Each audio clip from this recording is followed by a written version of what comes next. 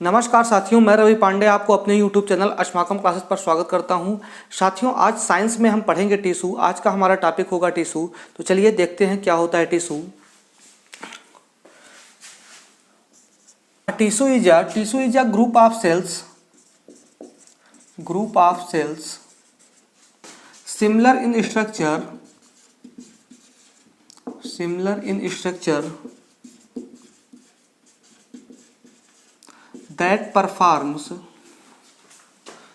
that works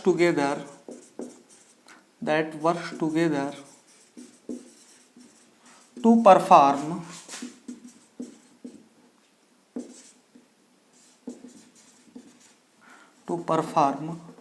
a particular work.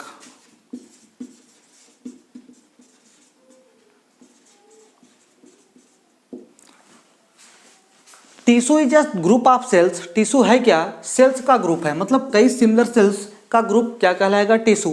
Tissue is a group of cells similar in structure. ऐसे cells जिनके structure same हैं, एक ही तरीके के हैं, उनका ग्रुप क्या कहलाएगा? टिश्यू।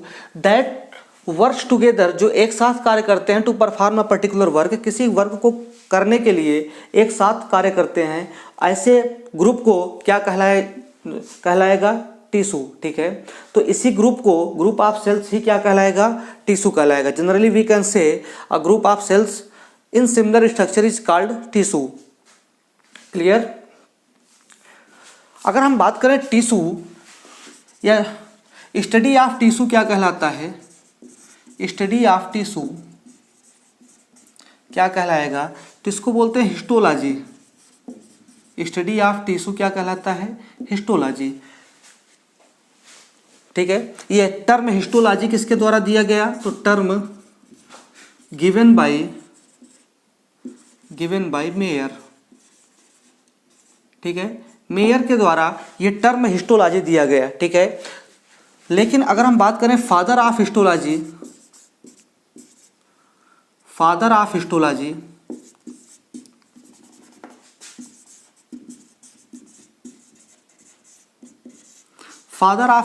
है बाइचेट। ठीक है, फादर ऑफ हिस्टोलॉजी है बाइचेट, और ये टिश्यू टर्म को भी इन्होंने ही दिया है। अगर हम बात करें टर्म टिश्यू ये किसके द्वारा गिवन है? तो गिवन बाइचेट। ठीक है, टिश्यू है क्या? ग्रुप ऑफ सिमिलर सेल्स या group of cells similar in structure, जो स्ट्रक्चर में सेम है, दैट वर्क्स टुगेदर, जो एक साथ कार्य करते हैं, to perform a particular work, किसी एक पर्टिकुलर वर्क को करने के लिए। ठीक है, स्टडी ऑफ टिश्यू क्या कहलाएगा? हिस्टोलॉजी।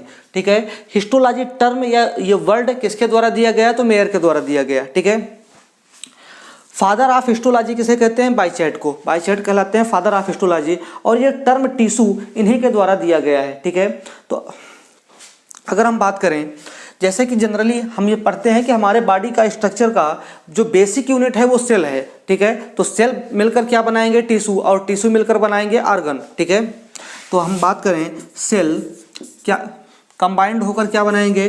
टिश्यू, और टिश्यू कंबाइंड होकर बनाएंगे ऑर्गन। ऑर्गन कंबाइंड होंगे तो ऑर्गन सिस्टम बनेगा, और ऑर्गन सिस्टम कंबाइंड होंगे तो हमारा बॉडी बन जाएगा। ठीक है, तो कहने का मतलब एक बॉडी के, चाहे वो एनिमल बॉडी हो या प्लांट बॉडी हो, किसी की भी बॉडी के स्ट्रक्चर में सबसे बेसिक यूनिट, सबसे फंडामेंटल यूनिट सेल है। सेल के बाद किसी का नंबर आता है तो वो है टिश्यू, जो कि आज का हमारा टॉपिक है। ठीक है, तो हम ये कह सकते हैं कि tissue is the second largest basic unit of the body. ठीक है, बॉडी को बनाने का सेकंड लार्जेस्ट बेसिक यूनिट कौन सी है? टिश्यू है। ठीक है, तो सेल कंबाइंड होंगे तो टिश्यू बनाएंगे, सिमिलर टाइप के टिश्यू कंबाइंड होंगे तो ऑर्गन बनेगा, ऑर्गन कंबाइंड होंगे तो ऑर्गन सिस्टम बनेगा, और ऑर्गन सिस्टम कंबाइंड होंगे तो एक बॉडी बन जाएगा। ठीक है, जैसे कि हमारा डाइजेस्टिव सिस्टम, नर्वस सिस्टम, ये सभी ऑर्गन सिस्टम में आते हैं। ठीक है, तो सेल ने टिश्यू को बनाया, टिश्यू ने ऑर्गन को बनाया, और ऑर्गन ने ऑर्गन सिस्टम को बनाया, और ऑर्गन सिस्टम मिल गए। कई ऑर्गन सिस्टम एक साथ जब मिलते हैं तो हमारा बॉडी का स्ट्रक्चर बन जाता है।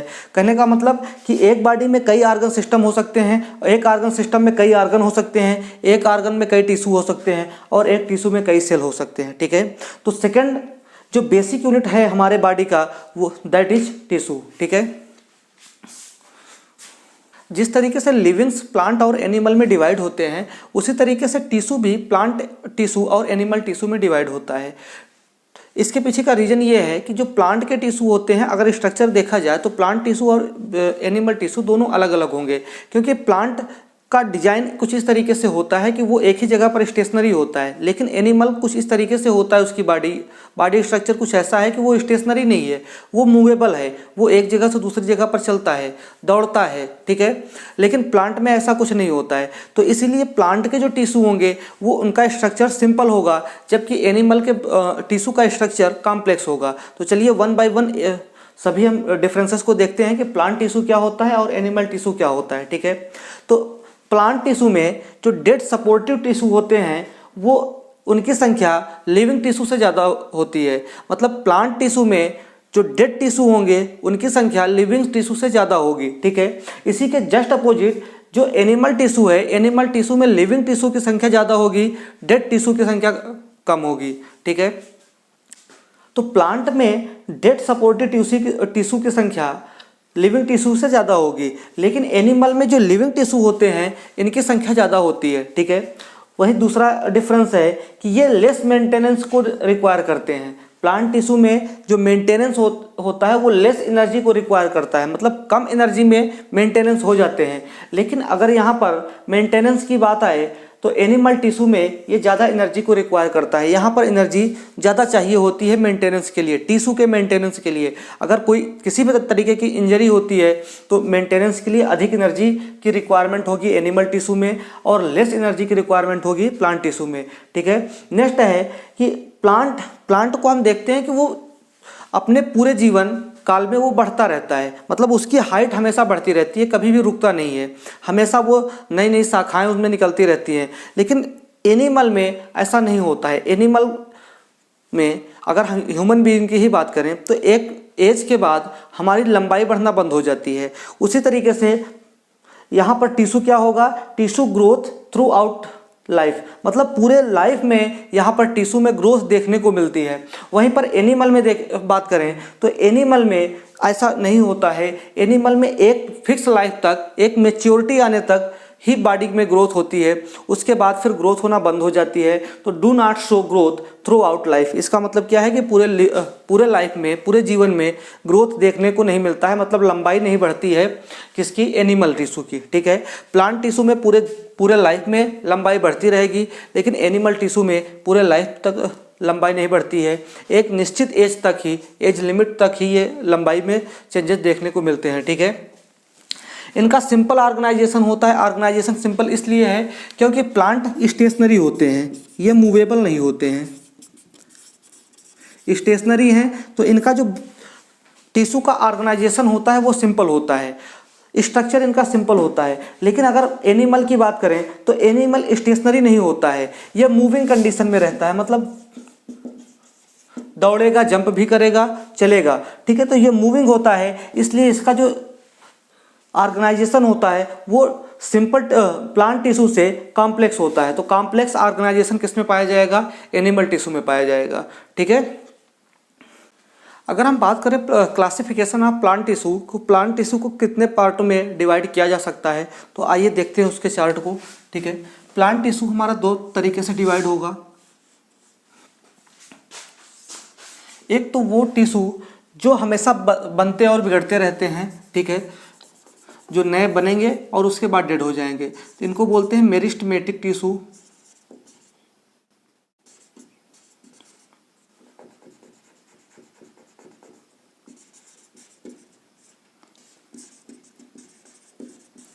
और कुछ टिश्यू ऐसे होते हैं जो एक बार बनते हैं तो थ्रू आउट द लाइफ वो बने ही रहते हैं, मेंटेन रहते हैं, उनको बोलते हैं परमानेंट टिश्यू।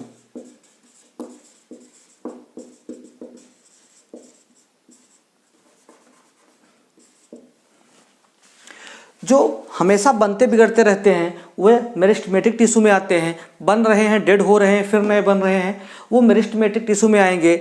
और जो एक बार बन गए, हमेशा के लिए बने हुए हैं, वो हमारे परमानेंट टिश्यू में आएंगे, ठीक है। मेरिस्टेमेटिक टिश्यू फर्दर डिवाइड होता है 3 पार्ट्स में।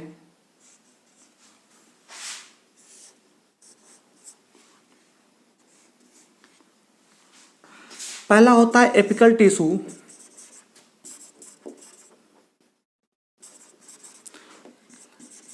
सेकंड है लैटरल टिश्यू और थर्ड है intercalary tissue.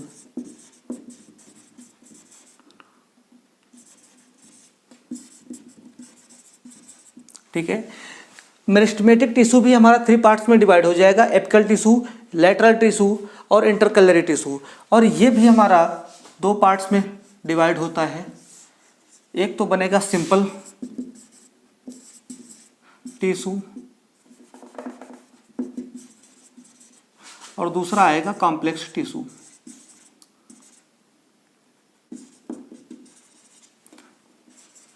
Complex tissue further 2 parts में डिवाइड होगा। एक होगा फ्लोएम और दूसरा होगा xylem.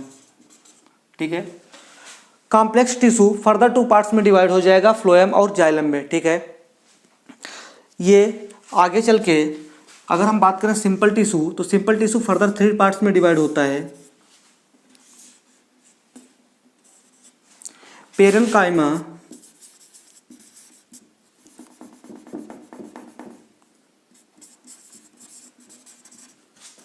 Collenchyma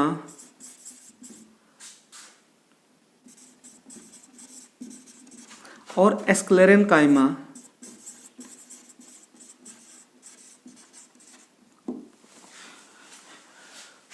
simple tissue 3 parts में डिवाइड होगा, पेरेन्काइमा, कोलेनकाइमा एंड स्क्लेरेनकाइमा। ठीक है, प्लांट टिश्यू बेसिकली 2 पार्ट्स में डिवाइड होता है, मेरिस्टेमेटिक टिश्यू जो बनते और बिगड़ते रहते हैं, दूसरा है परमानेंट टिश्यू जो एक बार बन के हमेशा के लिए हो गए। ठीक है, फिर आगे फर्दर डिवाइड होता है मेरिस्टेमेटिक टिश्यू 3 पार्ट्स में, apical tissue, lateral tissue, intercalary tissue.